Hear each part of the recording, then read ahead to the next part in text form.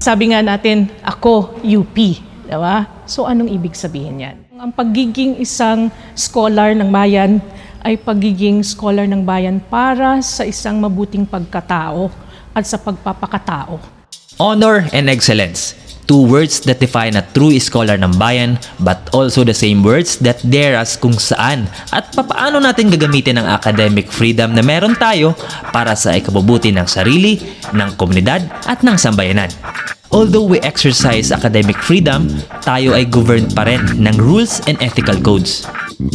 Ang Code of Student Conduct ng UP Diliman ay naglalaman ng mga guidelines, procedures at parameters para sa mga student activities and engagements inside or even outside the university. Hindi lamang kuhanan ng clearance para sa mga scholarship requirement o graduation ang Office for Student Ethics. Office for Student Ethics found its origins in the Student Disciplinary Tribunal. So take note of the word tribunal. So that was actually in 1976. Marami tayo doon, mga fraternities, warring fraternities, and it was the Student Disciplinary Tribunal that investigated these cases.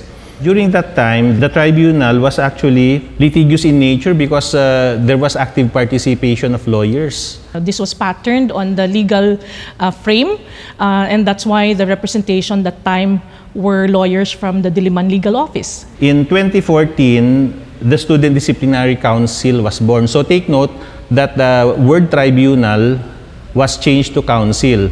The university then got rid of the litigious nature of the office such that they limited the participation of lawyers. In 2019, just recently, our Board of Regents then again changed the name of the office to Office for Student Ethics. So it was actually a radical change because they wanted to expand the functions of the office. It now included provision for research and then the development of training modules. The University of the Philippines Diliman would like to emphasize that we are a community of scholars.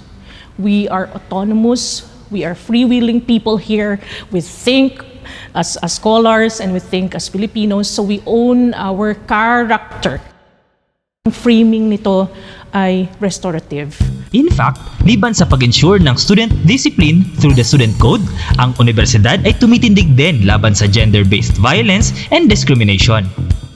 May mandato ang UP to maintain an enabling, gender-fair, safe, and healthy learning and working environment for the members of the UP community na nakasaad sa UP Anti-Sexual Harassment Code. Ano nga ba ang sexual harassment? Ito ay ang mga unwanted, unwelcome, uninvited behavior of a sexual nature or inappropriate sexual advances or offensive remark about a person's sex, sexual orientation, or gender identity. Hindi natin hinahayaan ang mga ganyan, whether physical, verbal, or visual, live man o virtual. Sa UP Diliman, ang Office of Anti-Sexual Harassment o OWASH naman ang nag-i-implement ng ASH Code.